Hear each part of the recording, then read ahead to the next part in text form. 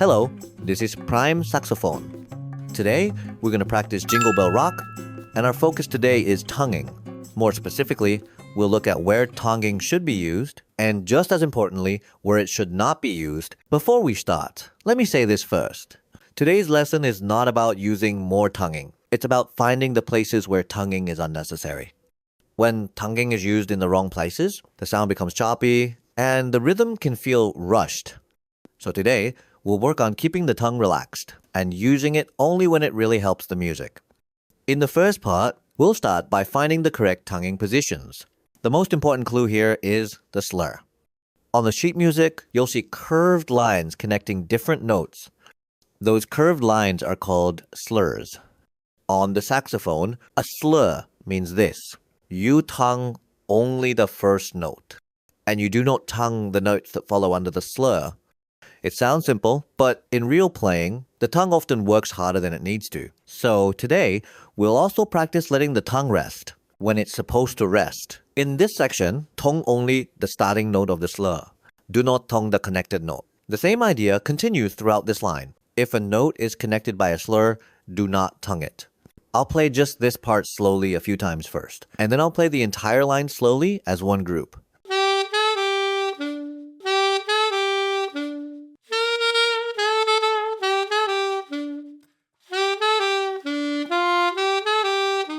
Now, let's move on to the next section.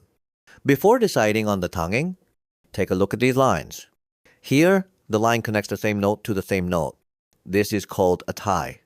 A tie means two notes become one longer note. So remember this. A slur connects different notes. A tie connects the same note.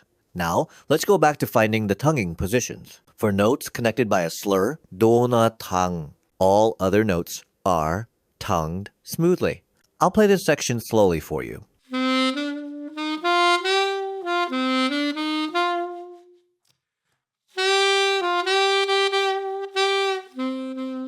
The next part follows the same idea as before. So instead of repeating the explanation, I'll play it straight through as one group.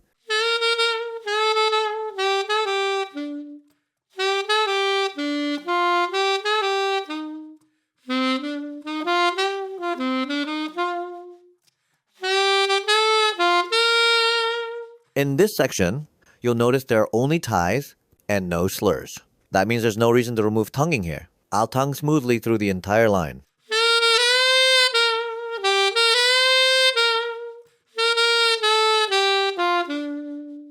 And by the way, that zigzag line you see is vibrato. Today's focus is tonguing, but music gives us a little bonus here. The next part is very similar to what we just played, so I'll go ahead and play it right away.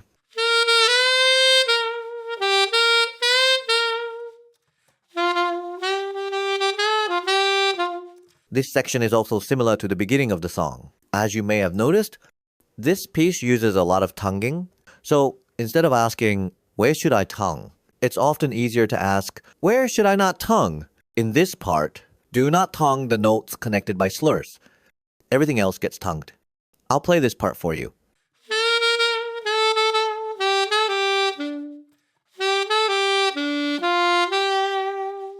Now this section may look complicated at first, with many lines crossing each other, but it's actually easier than it looks. There are no ties here, only slurs. So we tongue only the starting notes of each slur. In many places, the starting note of the slur. In this section, instead of thinking too strictly about slurs, think about using tonguing to clearly separate repeated notes. It makes practicing much easier. I'll play this part slowly.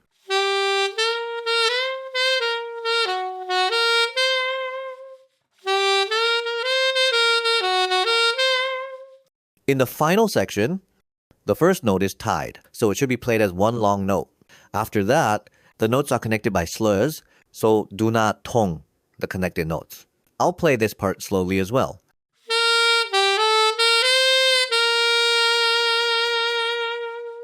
This is the end of the practical practice.